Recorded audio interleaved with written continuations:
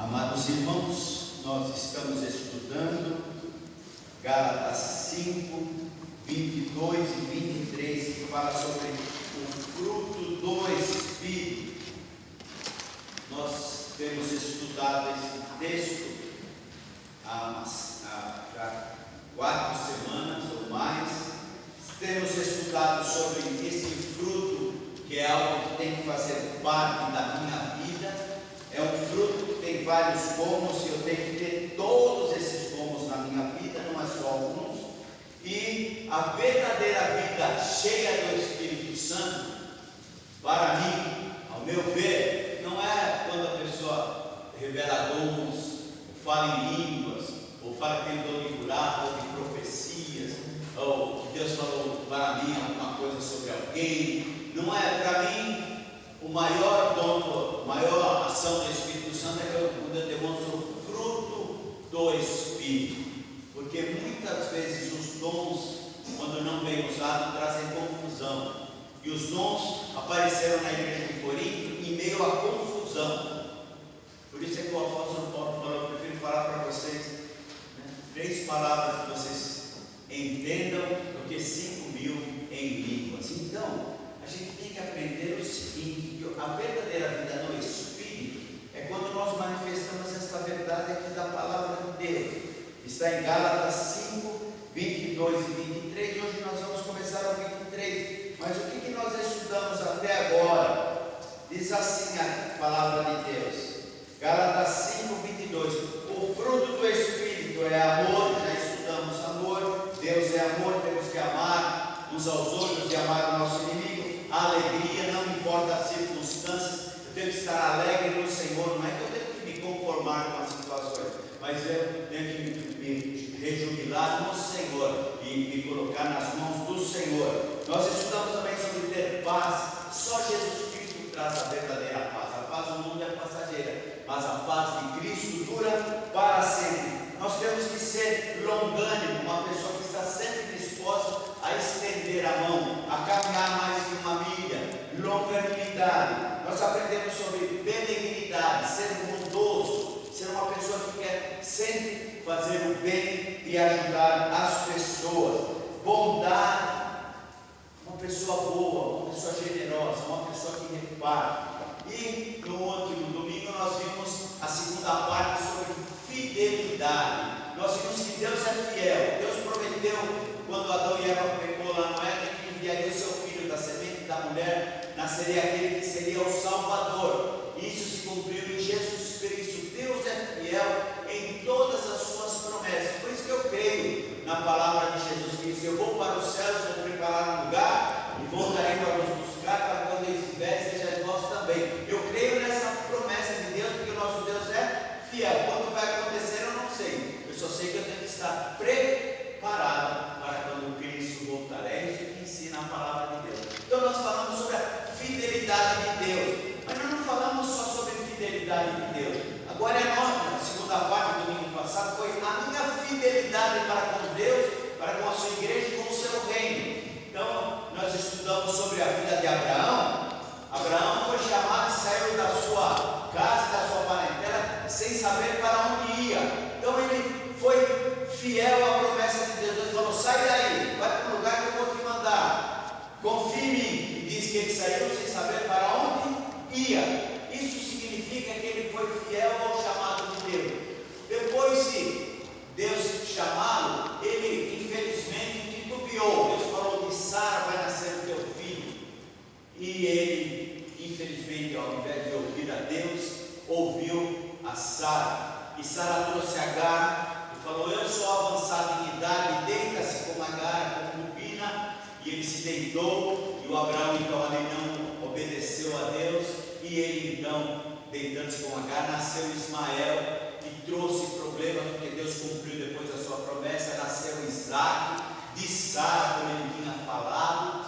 Mas ele titubeou nesse momento. Começou a haver problemas na família. Aí ele teve que mandar Agar e Ismael embora. Ele foi para o deserto e Deus cuidou. Mas vejam o problema por não ouvir a voz de Deus, não ouvir a orientação de Deus.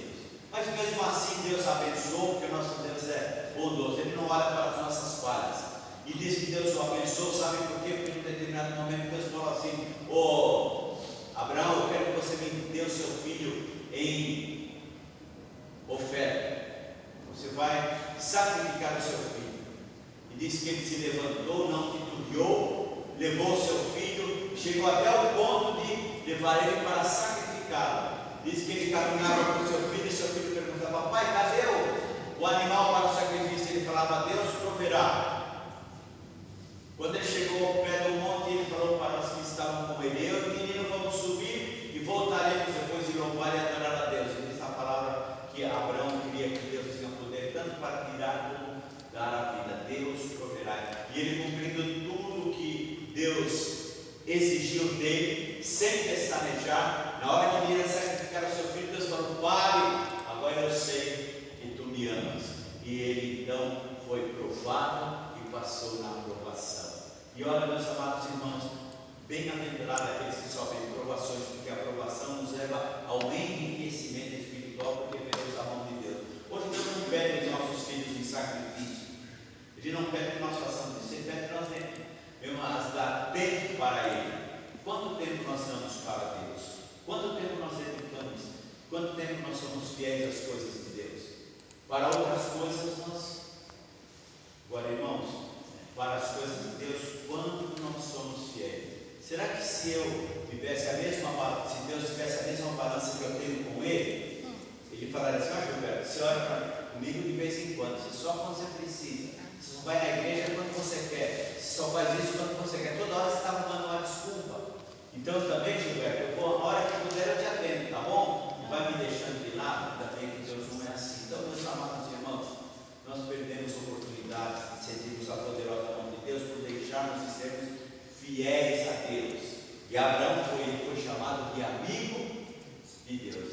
Eu quero ver aqui Deus, e eu terminei domingo com esse versículo, né? Quando eu chegar dentro de Jesus, ele fala: muito bem, servo bom e fiel, fosse fiel no pouco, sobre o muito te colocarei. Meus amados irmãos, se nós formos fiéis, Deus vai fazer ainda muito mais do que nós pensamos. Mas seja fiel a Deus e ao seu chamado. Não deixe que nada impeça de você estar na presença de Deus e em comunhão com Deus, porque o rio passa,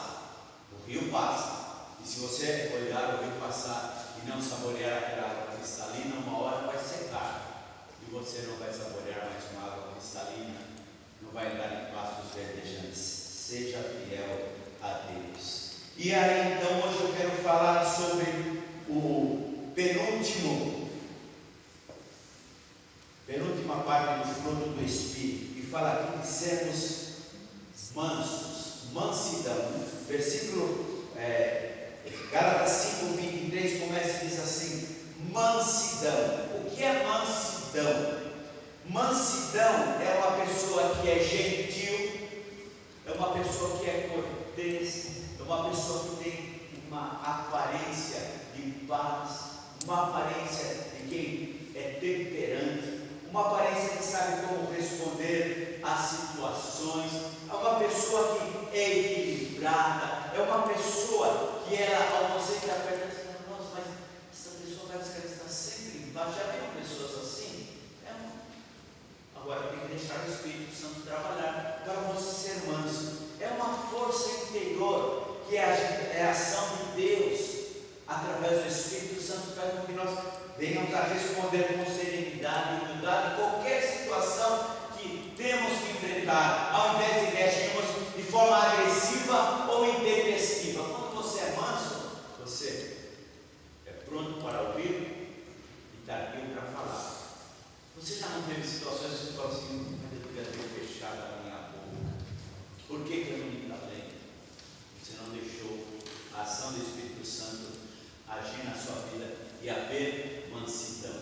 E a mansidão é algo importante, é uma virtude importante, porque você, com esta atitude, você está diante de Deus e você está deixando Deus trabalhar na sua vida para que você seja uma pessoa mansa, uma pessoa que saiba responder mesmo por uma situação adversa, uma pessoa que tem uma palavra sempre, como nós vamos ver, doce mel, que saiba como responder, que não age intempestivamente, e a ação é uma ação do Espírito Santo de Deus.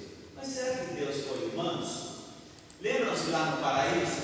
Deus criou Adão e Eva, deu um paraíso para eles, o jardim, os animais. Vocês coloquem o nome dos animais aí. Deus providenciou e falou: vocês podem ter tudo o que vocês quiserem, só não vou não dar o conhecimento do bem e do mal. Infelizmente veio, como nós sabemos, o inimigo, através da serpente, primeiro semeou no coração da mulher a desobediência, ela pegou do fruto e comeu, desobedeceu, depois ela deu para o seu marido.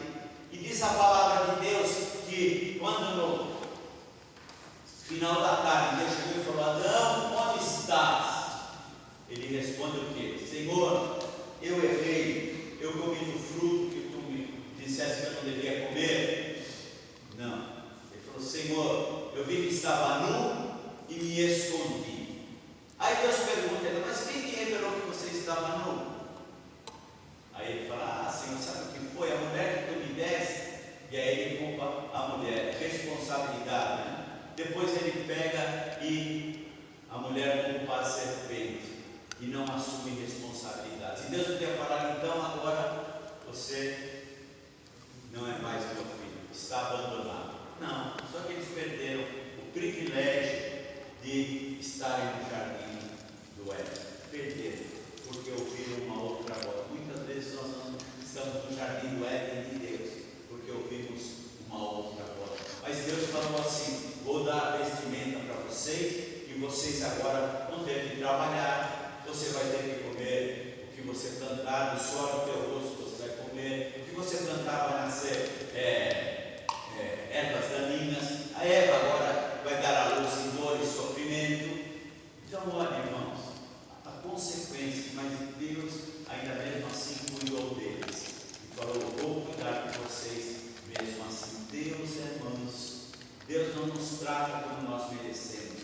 Se não fosse as misericórdias do Senhor, nós já teríamos sido consumidos, diz a palavra de Deus. Mas Deus é manso, e a palavra de Deus não só diz que Ele é manso, mas Jesus disse: vinde a mim todos vós que estáis cansados e sobrecarregados, que eu vos aliviarei, porque sou manso e humilde de coração. Manso e humilde de coração. Então nós podemos ver a palavra de Deus falando sobre isso. E a palavra de Deus ainda diz que o homem mais manso que existiu na terra foi Moisés. Está lá no livro de Números, no capítulo 12, versículo 3. O homem que foi mais manso sobre a terra. Eu tenho uma admiração muito grande por Moisés, porque ele guiou o povo durante 40 anos, aquele povo murmurando, aquele povo muitas vezes indo contra ele, e ele sempre firme. Uma hora Deus falou assim: eu não quero mais esse povo, Moisés, vou destruí-los e vou fazer de você um povo novo. Ele falou: não, Senhor, tira meu nome do livro da vida, mas mantenha esse povo. Então Moisés foi um homem manso, e ele diz a palavra de Deus que ele foi o homem mais manso sobre a face da terra. Mas a palavra de Deus continua dizendo assim, que a mansidão é um sinal da sabedoria divina na minha vida. Eu quero ler esse texto com você. Abra aí Tiago, capítulo de número 3, Hebreus, Tiago, capítulo 3, e um irmão vai me ajudar, enquanto eu tomo uma aguinha aqui, e vai ler o versículo de número 13. Tiago 3, 13. Quem pode me ajudar? Quem é sábio e tem entendimento entre vocês, que o demonstre por seu bom procedimento, mediante obras praticadas com a humildade que provém da sabedoria. Minha tradução diz diferente. Vou ler. Quem entre vós é sábio e inteligente, mostre mansidão de sabedoria, mediante condigno proceder às suas obras. Então, diz aqui o texto que está falando, e esse texto fala sobre a sabedoria que vem do alto, não a sabedoria humana, a sabedoria de Deus. E diz assim: mostre, quem quer ser sábio e inteligente, mostre mansidão e sabedoria. Meus amados irmãos, que nós mostremos com mansidão e sabedoria. É uma ação que eu tenho que ter e eu não posso deixar de ter. Agora, sabe, irmãos, há uma promessa: bem-aventurados os mansos e humildes de coração, porque eles herdarão a terra. É o que diz Jesus lá em Mateus 5,5, quando é as bem-aventuranças. Feliz é aquele que é manso e humilde de coração. Agora eu queria fazer uma colocação aqui. Quando você vê um cachorro manso, que você chega perto dele, ele abana o rabo para você, chega assim todo, você não gosta dele, não vai acariciar? Quando você vê um cachorro fazer e você, assim somos nós. As pessoas se aproximam de nós e nós somos, já viu? Você já viu uma pessoa mansa? Uma pessoa gostosa de estar, que acalenta, que dá conversa com você, numa situação ela tem uma palavra sábia, é gostoso, ela traz um prazer para a nossa vida. Então você quer até estar perto dela. Quando você vê uma pessoa que ela é raivosa, que ela solta o que vem, a primeira palavra que vem na boca, ela abre, ela solta os cachorros, como a gente diz. Então, se eu posso falar com aquela pessoa, ela me recebeu de uma tal forma, falou de uma tal forma, foi pior do que o que acontecido. É assim que a gente deve pensar. Que sentimento nós queremos provocar nas pessoas? Porque quando eu sou manso, eu produzo um sentimento. Quando eu sou raivoso, ou não tenho esse sentimento na minha vida, eu tenho um outro agir das pessoas que me servem. E eu queria então ler mais alguns textos da palavra de Deus de como é que eu e você somos mansos. Abra comigo agora em Provérbios, capítulo 16, versículo de número 24. Provérbios, capítulo 16, versículo de número 24. Quem pode ler para mim? Provérbios 16, versículo de número 24. Palavras agradáveis são como favas de mel, doces para a alma e medicina para o corpo. Dois começaram, pode ler quem começou também? Palavras agradáveis são como favas de mel, doces para a alma e medicina para o corpo. Quem já comeu aquele favo de mel, Pedro? A Edna amava. Toda vez que eu lembro do favo de mel, eu gostava de pegar, pôr na boca e morder até tirar todo o mel. Não é? É uma coisa maravilhosa. Quem assistiu aquele mostre, o menino lobo lá, o urso, que é aquele que pega favos de mel para ele, né? O urso queria favos de mel. E diz assim: palavras agradáveis são como favos de mel. Irmãos, quando você diz uma palavra com sabedoria e de forma agradável, é como um favo de mel. É uma coisa que é doce. Você pode chegar e falar para uma pessoa assim: eu já te ensinei, você é um burro. Porque eu te ensinei, você é um burro. Agora você fala assim: eu te ensinei, mas eu entendo que talvez eu tenha que tomar mais cuidado e te ensinar melhor. Você me desculpe. A pessoa vai vir agir como com você. Fala: nossa, minha pessoa, eu errei, ainda me trata assim, ainda pede desculpa. Agora, se eu fazer isso, é um burro, você não dá. Nossa, que pessoa, não quero nem. Se você entra num lugar e aquela pessoa está lá, não, essa pessoa nem quer perto de mim. Por quê? Porque não, as suas palavras não são como favo de mel. Pense nisso. Diz assim: doce para a alma, é gostoso. Quando você fala, quando você recebe uma palavra doce, a sua vida não se... Nossa, ele disse uma palavra que você está passando por esse problema. Vamos nos ajoelhar, vamos buscar a presença de Deus. Olha, eu sei que o problema é sério, mas olha, se conte comigo, pode contar na caminhada, eu vou estar junto com você, eu vou orar por você. Se você precisar, minha casa está aberta. Isso traz um alívio para a alma. Você fala: nossa, mas que pessoa, como é gostoso estar com aquela pessoa, como é agradável estar com aquela pessoa. Ela traz refrigério, é doce para a alma, é doce para a alma. E medicina para o corpo. Você estava lá sentindo-se o último ser na terra, desamparado, e a pessoa veio e falou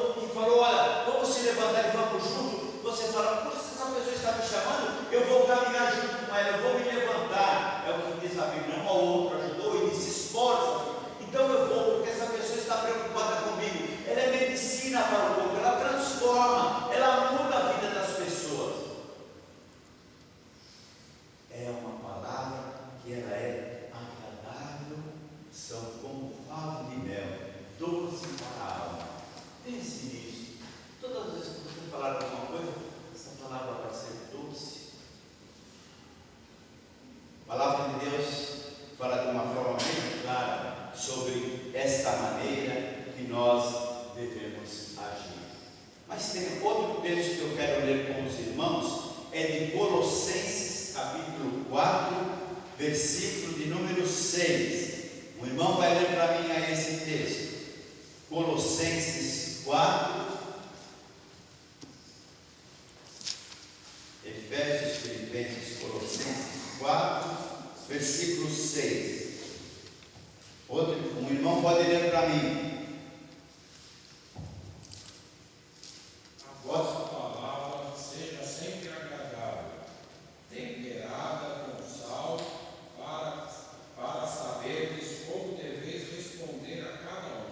Olha, irmãos, seja a vossa palavra sempre agradável. Você pode falar para uma pessoa: você está fazendo tudo errado e você nunca vai dar certo, nunca vai fazer certo. Ou você pode falar assim: olha, você está fazendo errado, mas eu vou te ajudar a fazer como é certo para você aprender. Sua palavra tem que ser agradável, temperada com sal. Esse tempero significa mesa as suas palavras.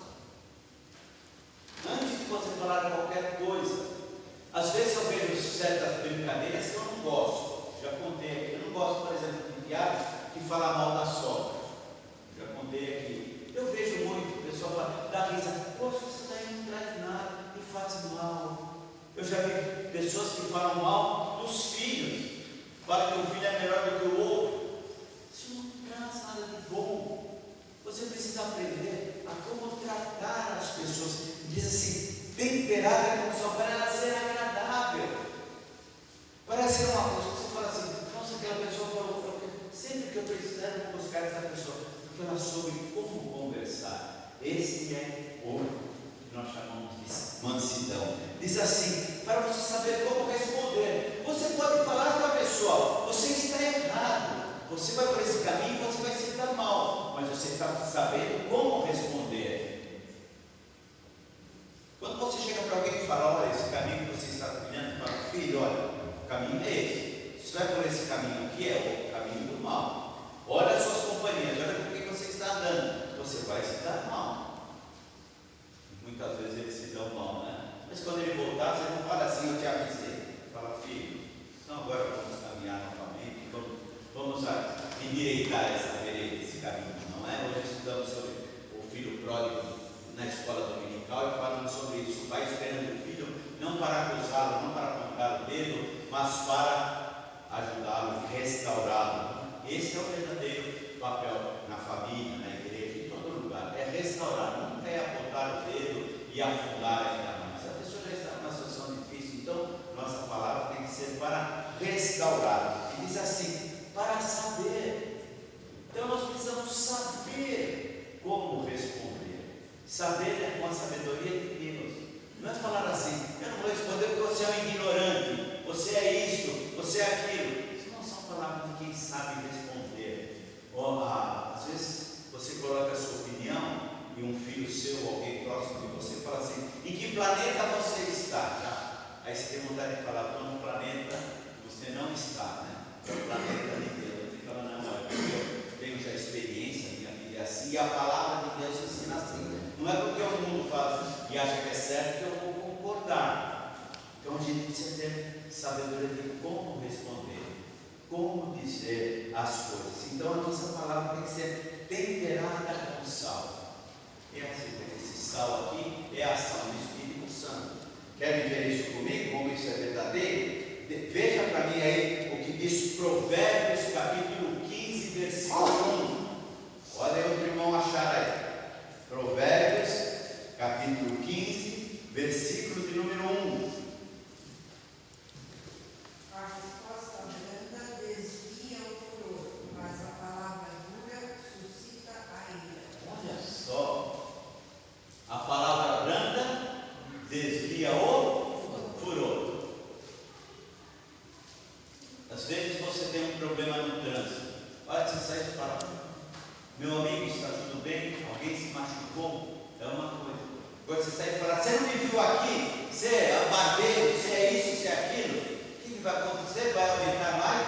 Eu vou jogar mais lenha na fogueira. Isso em tudo. Em casa, quando você começa a conversar com a mulher e o assunto começa a falar, vamos parar um pouco, vamos orar, vamos tratar de um outro momento. Qualquer situação, você tem que ter esse equilíbrio. Falar, olha, agora nós estamos fugindo e a situação vai se piorar. Então, a resposta branda desvia o furor. Desvia. Mas diz assim que a resposta dura aumenta o fogaréu. A resposta dura aumenta. O que é a resposta dura? É a palavra em que você usa uma verdade, mas com palavras erradas. Que nem eu disse, a pessoa pode não ter condições de fazer um serviço e você a chama de burra. Uma palavra dura. Pode falar, olha, você parece que não entendeu direito, eu vou explicar melhor. É outra coisa. Notaram?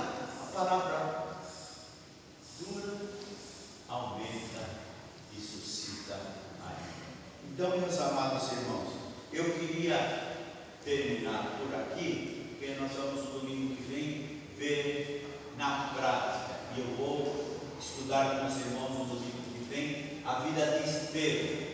Como é que nós somos mansos diante de situações adversas? Se você quiser já ir se antecipando, leia lá Atos capítulo 6 e Atos capítulo 7. Nós vamos ver o que é ser manso diante da adversidade. Ser um cristão verdadeiro. Porque ser cristão de boca é fácil, mas de prática é outra coisa. Por isso é que eu falo sempre, não são as palavras que criam efeito na vida das pessoas, mas é o nosso viver. Foi cantado aqui, Jesus Cristo mudou o meu viver. O apóstolo Paulo podia cantar aqui, mudou o meu viver. Antes eu persegui os cristãos, agora eu sou perseguido por causa do Evangelho. Eu posso cantar, Jesus Cristo mudou o meu viver. Antes eu corria atrás do pecado, agora eu fujo do pecado. Nós temos que ver como é que está. Antes eu chegava em casa e eu era um, hoje eu chego em casa e sou outro. Nós precisamos aprender isso, meus amados irmãos, e aprendemos com a palavra de Deus. Por isso é que essa palavra é verdadeira e é eficaz. Eu quero então terminar por aqui, para que você possa estar então se preparando para juntos nós aprendermos com o nosso irmão Estevão, que viveu há 2000 anos atrás, mas nos deixou um ensinamento. Todas as vezes que eu quero pegar e trazer um ensinamento precioso de mansidão com os outros, eu quero trazer de vidas da palavra de Deus. Portanto, leia lá, medite em Atos 6, como é que Estevão agiu, e você vai ver o que é ser um homem que, mesmo sendo acusado injustamente, o seu rosto parecia como o rosto de um anjo. Olha que maravilha. Só de pensar nisso eu já fico arrepiado. Como é que aquele homem, passando aquela situação tão difícil, o seu rosto parecia como o rosto de um anjo, injustiçado? Como é que um homem como aquele, apedrejado, morrendo, ele ora pelos seus algozes, pelos seus inimigos? Olha só, meus amados irmãos, isso é vida transformada, isso é vida de mansidão. Por isso ele falou, vejo os céus abertos, o Senhor a me receber. Nós vamos conversar sobre isso mais profundamente no domingo que vem. Vamos orar? Senhor, que nós tenhamos esse espírito de mansidão. Se eu machuquei uma pessoa, uma vida, com palavras duras que trouxeram dissabor e sofrimento, que eu saiba buscar essas pessoas e pedir perdão, Senhor, porque eu quero ter esse momento de paz e de harmonia, Senhor. Ajuda-nos a sermos mansos de coração, que nós sejamos controlados em tudo, para em tudo estarmos honrando e glorificando o Teu santo nome. Amém. Senhor, que Tu possas sondar o meu coração, os nossos corações, e faz de nós corações que têm Jesus como Senhor e Salvador, que vivem os seus ensinamentos e querem em tudo honrar e glorificar o Teu santo nome. Que, Senhor, ao sairmos daqui, que a paz de Cristo inunde o meu, os nossos corações, e tenhamos uma vida mansa, uma vida agradável, não só contigo, mas com todos aqueles que nos servem, Senhor. É o que nós te pedimos, por amor de Jesus Cristo, o nosso Senhor e Salvador. Amém.